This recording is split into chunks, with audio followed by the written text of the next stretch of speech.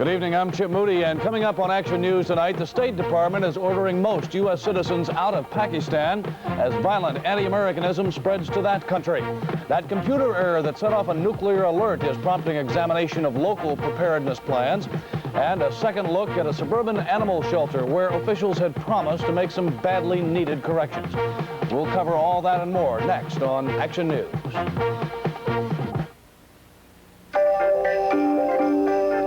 Lights of Christmas, few have the warmth, the brilliance of a Zales diamond.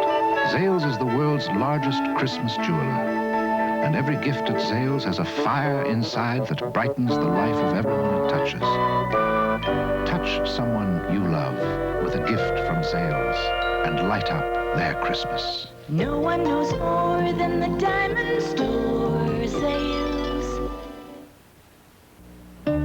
What makes a memory so special is that it happens only once, and then it's gone. But you can hold on to your memories vividly, beautifully with Fujifilm. Every day around the world, 10 million memories are remembered on Fujifilm. Are your memories any less precious? Then next time, get Fujifilm, because a memory happens only once.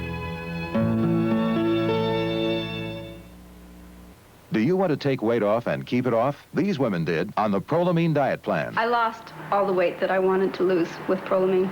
If I start eating too much or if I gain a pound or two, I'll take Prolamine for a few days until I get back to my normal weight. Prolamine capsules help control your appetite. After I took a Prolamine capsule, I didn't feel hungry anymore. Occasionally, I do overeat, and I go back on the Prolamine plan, and I keep my weight down. Take weight off and keep it off with Prolamine. From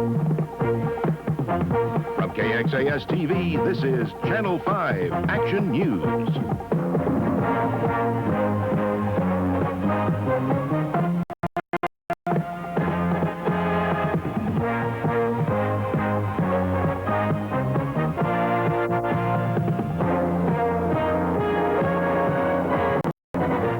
Good evening and thank you for joining us tonight. The fuse continues to burn in the Middle East, and the fuse is getting short. Secretary of State Cyrus Vance tonight is ordering American dependents and all non-essential employees in Pakistan to leave the country. That move in the wake of today's attack on the U.S. Embassy and the consulates in Pakistan.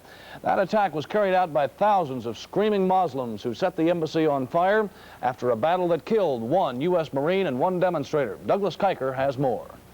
A huge mob armed with rifles and shotguns and screaming, "Kill the American dogs," stormed the U.S. Embassy compound in Islamabad and set parts of it afire. It was mid-afternoon in Pakistan, early morning in Washington. A small contingent of Marine Guards took up defensive positions on the embassy rooftop. One of them, Marine Corporal Stephen Crowley, age 20, of Port Jefferson Station, New York, was killed. 2 other Americans reportedly wounded. The Americans inside, 110 of them, took refuge on the top floor inside a big security vault with a steel reinforced door and an escape hatch in the ceiling. The siege lasted 6 hours until Pakistani soldiers came to the rescue about 10 a.m. Eastern Time. The Americans were taken to the British Embassy by helicopter. President Carter was awakened at 4 o'clock this morning and told of the attack. He immediately asked leaders of other Muslim nations for increased security at American embassies. Douglas Kiker, NBC News, Washington. This is what the embassy at Islamabad looked like before the attack. As with all embassies, the primary defense is local police and soldiers, and after that, a small complement of Marines is charged with protecting embassy personnel and equipment. Tonight, a lot of people and some congressmen are seriously questioning just how effective that defense procedure is. The Pakistani attack was caused by erroneous radio reports that Americans were involved in the takeover of the Grand Mosque in Mecca, Saudi Arabia. In Iran, today saw the biggest demonstration yet in front of the still occupied embassy there. More than 1 million persons marched through the streets shouting, "Death to the Shah, death to Carter." Militant Muslim students today vowed to kill the 49 American hostages if the U.S. launches a military attack against Iran. Their demand remains the same: return the Shah to stand trial. Now, sources are telling the White House that the hostages are being subjected to harsh methods of brainwashing. The militants reportedly are keeping some of the hostages tied up 24 hours a day and are forcing them to remain seated without the opportunity for exercise. At the Pentagon in Washington, top officials are considering different military operations just in case the hostages are hurt or killed. So far, the U.S. aircraft carrier Midway is standing by in the Arabian Sea, and the Kitty Hawk is moving in with reinforcements. Ford Rowan tells us what military alternatives are now under consideration. The use of American ground troops is the least likely because of the danger of casualties. A naval blockade is possible, but has a big drawback. It would involve stopping the oil tankers and merchant shipping of friendly nations.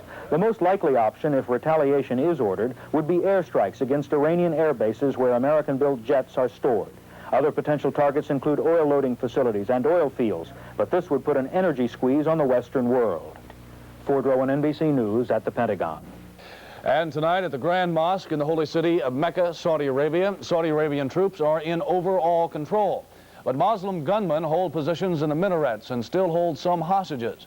Last night, several hundred armed religious deviants stormed inside and swarmed through the holy temple, shooting resistors and creating general havoc. Apparently, the gunmen are tribal soldiers who think their leader is the new Messiah, and they want the world to know it. 12 days ago, just as the magnitude of the crisis in Iran became apparent, computers inside the North American Air Defense Command in Colorado signaled that the Russians had launched a surprise nuclear attack. It was all a mistake, of course. A practice alert had been mistaken for the real thing. But what if it had been the real thing? What chance of survival do any of us have in case of nuclear attack? Channel 5's Pat Couch asked that question today. This handbook may be the key to survival for 1.5 million people in Dallas County. It's the Dallas County Crisis Relocation Program, which the president would put into effect in case of a potential nuclear attack. This meant that the risk areas, the target areas, would start implementing this relocation plan for their area. At the same time, the host areas, these are the rural counties who were supposed to take the populations from these dense population risk areas, they would be preparing to receive these people. Tarrant County would use a similar evacuation plan, assuming, of course, that civil defense officials received the anticipated 3-day warning prior to a nuclear blast. Authorities say it's very unlikely the U.S. would be the victim of a surprise attack, but it could happen. In that case, there would be a 5 to 30-minute warning for people to get into fallout shelters, either public or private. There are enough shelters in Dallas to provide fallout protection for 1.5 million people. The basement of Dallas City Hall is one of those shelters, but fallout protection is about all the shelters would provide. Since in the 50s, the federal government stocked these shelters, and since that time, the shelf life of the food has passed. That is no longer in there. The water cans are all corroding. There's very little water in there. The medical kits, much of the drugs and everything are past their shelf life. So basically, at this time, we have very little provisions in these community shelters. So as it stands now, the government's mass evacuation plan is the best method, perhaps the only chance of survival in the case of a nuclear attack. Pat Couch, Channel 5 Action News, Dallas. And coming next on Action News tonight, presidential politics in Houston. And we'll go back to the Balch Springs Animal Pound to see if officials there have corrected a horrendous problem. My orders say I'm not supposed to know where I'm taking this boat, so I don't. But one look at you and I know it's going to be hot.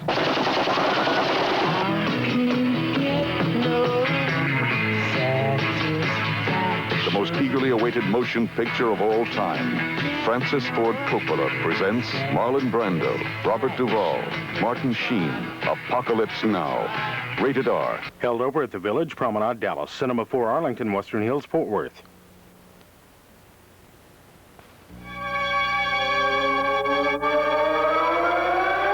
Unfailingly accurate, the water-resistant electronic quartz Piaget, carved link by link, 125 grams of solid 18-karat gold.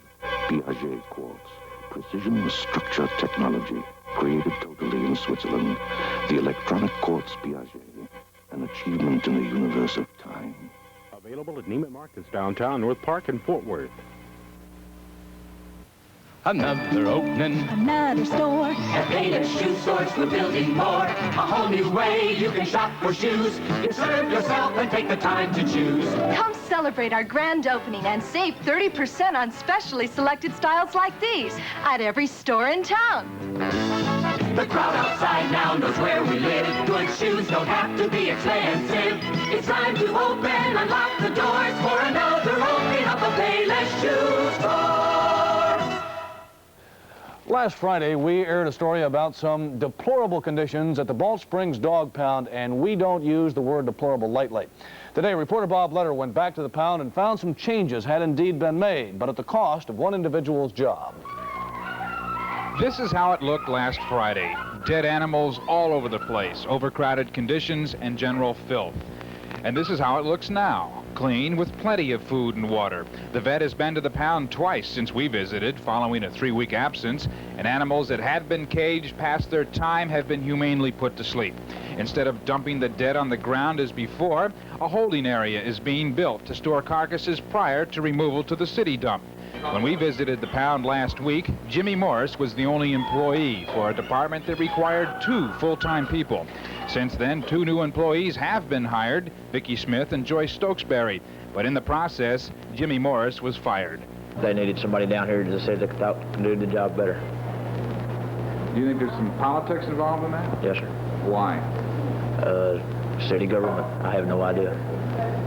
They're bringing it down on Mr. Kerner, the city administrator. He's got nowhere to go. They got to bring it down on me. Get me out of here before he loses his job. Morris's boss, City Administrator John Kerner, who works side by side with Morris to clean up the pound over the weekend, said Morris was fired for reasons other than our story. Because of some judgmental decisions, some bad decisions that he had made, and especially when you're talking about animal life needs to be given the same respect and regard as human life up until that point when it's decided that they need to be taken care of in a humane manner. Morris said he plans to take the case to court. He has been offered some other jobs, even another position with the city.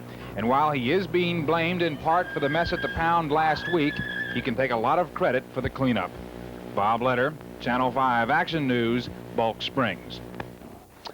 Texan George Bush took his quest for the GOP presidential nomination to Houston today, and Channel 5's Karen Parfitt, traveling with the Bush campaign, says today's activities got off to a running start. George Bush begins his days on the run. Today, his campaign schedule called for morning free time, a chance to jog 3 miles before giving us a tour of his Houston home, a treasure store of Chinese rugs and vases he collected while serving as the U.S. liaison to China. The rest of free time was busily spent making phone calls, meeting with his staff. The only problem I got is I got to have the decks pretty well clear at 10:15. Okay. Which is not long, so why not, whoever wants to do whatever it is, will do it and get it done. Then on to a luncheon speech before 500 Houston architects and building contractors. He told them, as he tells all his crowds, his campaign is rolling now. He's still behind Reagan and Connally, but he's catching up. He'll work harder, do better than expected in the early primaries, then come to Texas as a winner. The former UN ambassador won a standing ovation as he outlined his economic strategy to stifle the growth of federal spending, to cut excessive government regulation, to stimulate investment with a $20 billion tax cut, half for taxpayers, the other half for business. And while he carefully skirted any direct criticism, Bush did sell a need for stronger defense, better intelligence, in almost the same breath as he denounced the crisis in Iran. Absolute international anarchy out there. Total disregard for international law, dealing with international people like the Ayatollah, who has absolutely no concept of order, international order. And so I don't want to make things worse. But I do say that our policy must be based on commitment, keeping commitments and not vacillating. Instead of going to another dinner, another handshaking session, tonight Bush is going home to relax over Thanksgiving. On Sunday, he'll head back east to begin working for the primaries, which will make or break his campaign. Karen Parfitt, Channel 5 Action News with the Bush campaign in Houston. Dallas City Council members aren't wasting any time setting the date for new municipal elections. The Justice Department cleared the way on Monday by approving the city's 8-3 election plan. And today the council said voters will go to the polls January 19th to choose their new representatives. Only Councilwoman Lucy Patterson voted against the plan. She said an election date just 2 months away won't give minority candidates time to get their campaigns underway. Dallas Council elections were supposed to be held last April, but they were put on hold by challenges to the city's districting plan. And coming up next, Harold Taft talks about some cold weather that's on the way, and the chill of an autumn day 16 years ago is remembered in a simple ceremony in Dallas.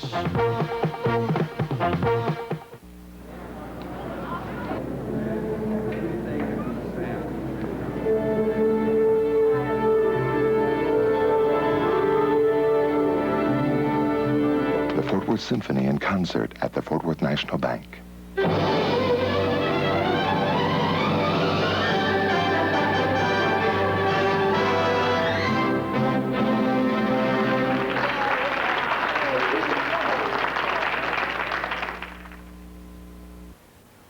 Mr. Riley, your ads are terrific.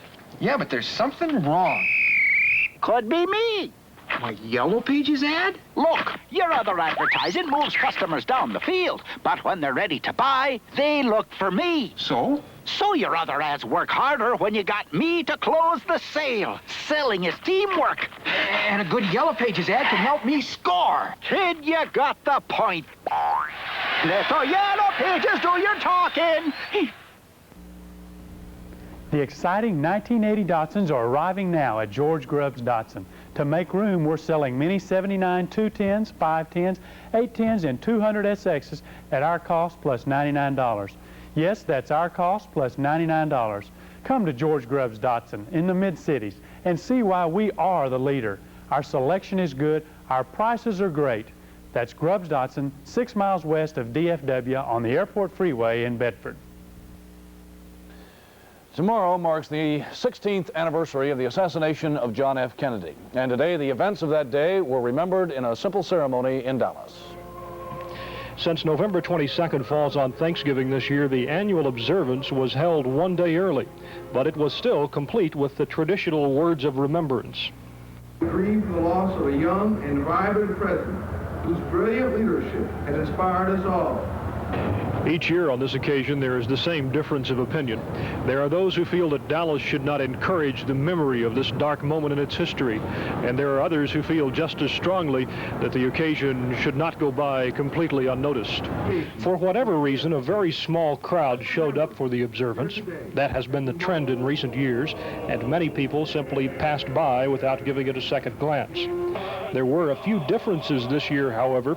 The event was better organized, with a more efficient sound system and music. And this year there was another difference, another Kennedy to talk about. Doug Adams, Channel 5 Action News, Dallas. Well, of course, Turkey Day on deck. Friends, food, family, football, and a forecast. And almost freeze. Almost freeze. Not quite, though, not quite. 50 degrees outside now, should go down about 35. Some places, of course, in the cities will get a little bit lower than that. And certainly off to the north, up through Wise County and Jack County, and off to the west and northwest, temperatures will be below freezing. But let's take a look right now at the weather. We plotted these reports. They came in at 10 o'clock tonight. Incidentally, on this date in 1970 and in 71, we had snow on this date. Not very much, but we had a little. 50 degrees, no snow tonight. 46 Middle Wells, 35 degrees at Childers, 26 at Amarillo. Now remember now, up at Amarillo, though, they're getting the air blowing right down off of that ice field up there in Colorado and in western Kansas that we're not getting down a little further to south. 33 at Lubbock, 31 degrees out at El Paso. If you're driving tomorrow, if you're going to go north, all the way up to Wichita, Kansas, no snow. You'll start getting into the snow when you get to Kansas City. I'll show you that in a minute. In Texas, Amarillo, no snow. Lubbock, no snow. Midland, no snow. El Paso, none. Big Bend, none. Rain will be moving back in, I fear, along the coastal areas of South Texas. Not going to be a good time to go down there, but beside that, the seas are too high, 4 to 9 feet anyway. Let's look at the national weather map. Still snowing from Kansas on up across in a band up through Wisconsin and portions of Minnesota and in northwestern Iowa. Now, here's what I was telling you a moment ago. If you are driving north, there is no snow, none reported, has not been any, up as far as Wichita, Kansas, and then from there on up almost to Kansas City. And then northward, there will be some snow as you get up in toward Iowa. There is a lot of rain over in the eastern section, especially in through Louisiana, and that rain is going to be very slow moving out, primarily because the wind flow pattern in the upper levels is parallel to it. But let's look at tomorrow's forecast map. This is what we'll find. Snow continue in Kansas on up in across Minnesota and into Wisconsin. It will be ending in Colorado, but listen, Highway 287, 25, and 70 into Colorado are in bad shape. There are 18 to 24 inches of snow, 3-foot drifts. I don't know how long it'll take to get it cleared out, but it's going to take several days. Well, locally, we're not going to be too concerned. Right now, the sky is clear. The wind is out of the northwest and blowing with a speed of about 10 miles an hour. The barometer, 30 and 11 hundredths on the rise. Relative humidity, 46%, and the temperature right now, 49 degrees at this observation point. And our rainfall early this morning amounted to 20 hundredths of an inch. That's just about what most of our rain gauges show. Officially, though, it was only 7 100ths. High temperature was 73. The high this afternoon was only 65, and tomorrow 35 in the morning, near 60 in the afternoon. I say mostly fair because I do think there'll be some cloudiness, and certainly in the southern part of the state and up as far as Waco, skies may even be overcast for a period of time. But generally for the weekend, for the Metroplex, mostly fair and a warming trend after Friday. Okay, generally very acceptable. Okay. Thank you, Harold.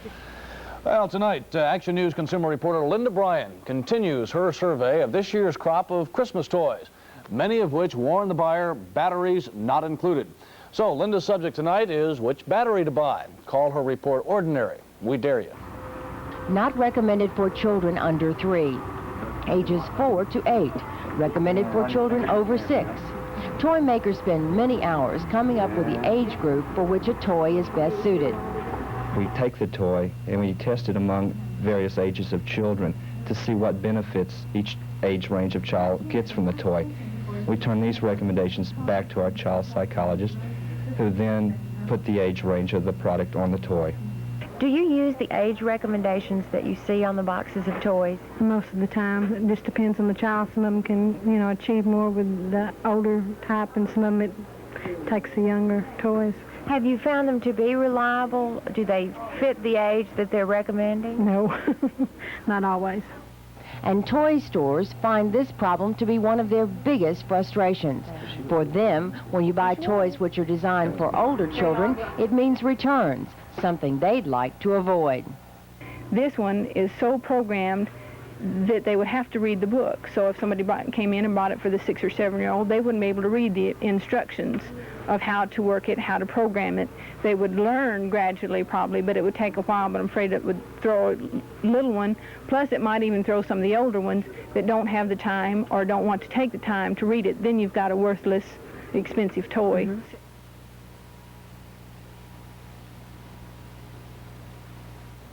Okay, Hollywood Henderson. That's right, Hollywood Henderson talks about tomorrow's big game between the Cowboys and the Oilers. Jim Brinson standing by with sports, so stay with us.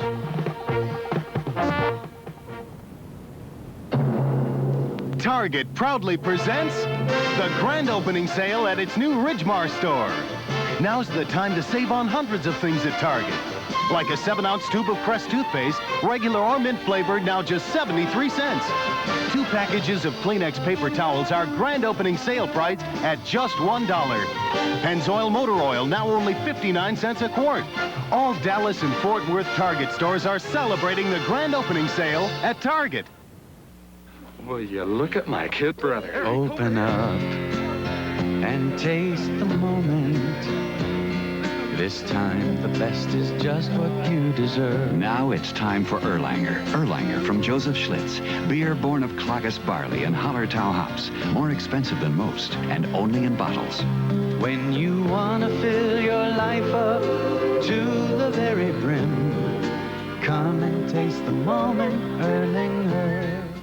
Dallas Cowboys Weekly. We give you the players, the former players, the coaches, the cheerleaders, and the personalities. We show you what's happening off the field as well as on. Join us every week for Dallas Cowboys Weekly. It's not just another football show. Dallas Cowboys Weekly, Friday at 6:30 on Channel 5. Okay, we'll have the report card on the batteries on the shoulder and all that a little bit later on. I dare you to knock that one off. Right. Okay, Hollywood Henderson was here with us live today. He was. He was. It was nice of him to stop by. Of course, he is no longer a Cowboy, and Wade Manning, the rookie out of Ohio State, has been placed back on the Cowboys' active roster, replacing Henderson. Tomorrow, the Cowboys and Oilers at Texas Stadium, and as Chip mentioned, Thomas Henderson on our early 6 o'clock sports today. He said he thought the Cowboys would not be the same club without him, and he believes they will lose to Houston. Well, without Hollywood Henderson, it's going to be difficult. Just emotionally, I think, and just as a contributing factor, I think that I was a part of the winning tradition of the Dallas Cowboys. So in my thinking, without me, it's going to be hard throughout the whole year. By the way, Henderson will be on the Tomorrow Show tonight. He will be on the Charlie Rose Show here on Channel 5 at 11 o'clock tomorrow morning. In the meantime, the Oilers believe they're the best team in Texas. In fact, word from Houston tonight has all of the television and radio sportscasters picking the Oilers by 10 points over Dallas. But the players are more cautious, evidenced by Ken Burrough. This is the way we're going to look at it, as another game in the National Football League, because normally we don't play Dallas during the regular season. So now we are playing them during the regular season, and it is a special day, which is Thanksgiving. So basically everybody in the world will be watching, but that's not the most important thing. The most important thing is that we play the type of ball that we can play. Regardless of whether it's the Dallas Cowboys or anybody else, Thanksgiving or anything else, we'll play that type of football. So we'll go there full steam. By the way, Channel 5 will carry the Oilers and Cowboys tomorrow afternoon, and I'll be at Texas Stadium at 2 o'clock for a live half-hour report on the contest. In baseball, California Angels outfielder designated hitter Don Baylor has been named the American League's most valuable player. In Central Hockey League action, Tulsa beat Fort Worth this evening 4-3, while it was Oklahoma City knocking off Dallas 7-4. And tonight, we have a special report on a hockey player who is very well traveled, Ernie Hicke of the Dallas Blackhawks. Ernie Hicke is 32 years old. He's played for 10 professional hockey teams in the last 12 years.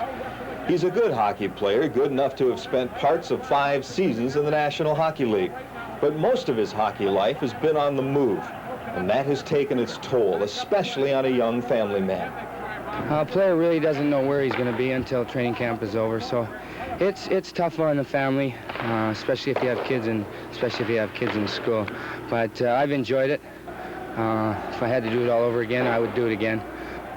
Hockey is a sport that's ingrained in the minds of young Canadian boys from just about the time they can walk, or in this case, skate. And even with all the hardships, it's a very difficult thing to ever give up. We grew up with it since we're 3-4 years old back in Canada. I don't know, all these young guys, they just drive me crazy. I just try and be one of them, you know. As I mentioned before, if you play 13, 14, 15 years, you got to love the game, that's for sure. Ernie Hicke now plays hockey 1 year at a time, and next year could mean another move. And you wonder why he does it. Well, he's got the best reason of all. You got to love the game, that's for sure. Steve Harbs, Channel 5 Action News, Dallas. Good story. College basketball tonight. Texas Wesleyan beat Tarleton State 73-66. Okay, thank you very much, Jim. All right. Trouble for a Thanksgiving tradition, Pepto-Bismol. Yeah, we'll have that story and more coming next. Chevy's National Economy Drive is on. Chevy's got the drive. Chevy's got it. Come get this free booklet on fuel-saving tips and take a special test drive that lets you see how good driving skills can improve your gas mileage to help you go farther on less. Chevy's got the drive. Come and get it. Come see for yourself the mileage and value in the new Chevrolet Caprice, Chevy Malibu, tough Chevy pickups, and all the new Chevrolet. Take the economy test drive at Century, Hudaberg, Jack Williams, Vandergriff, and Bruce Lowry Chevrolet. 2 final notes on the Iranian crisis, dateline to California. The Los Angeles City Council has officially voted to suspend its sister city relationship with Tehran in what one councilman called a very small protest against what's going on over there. And the Los Angeles police chief says his department's SWAT team could free the hostages if only the Air Force would fly them into Iran. Chief Darrell Gates says the Special Weapons and Tactics Team has been involved in 400 incidents since being formed in 1967, and that they have never lost a hostage. And finally tonight, if, like a lot of Americans, the events of the past few days leave you with a rather queasy feeling in your stomach, here's some more bad news. The Food and Drug Administration says it is recalling more than 200,000 bottles of Pepto-Bismol because they may contain an extra ingredient not too soothing to upset stomachs, and that's broken glass. The FDA blames the problem on a defective bottle mold. The agency says you can check for the problem by soaking off the label and looking for a bubble under the glass, or you can check with your druggist for the exact code numbers included in the recall. So be warned about that as you finish up turkey tomorrow. For Harold, Jim, and all of us at Channel 5, thank you, good night, and see you tomorrow.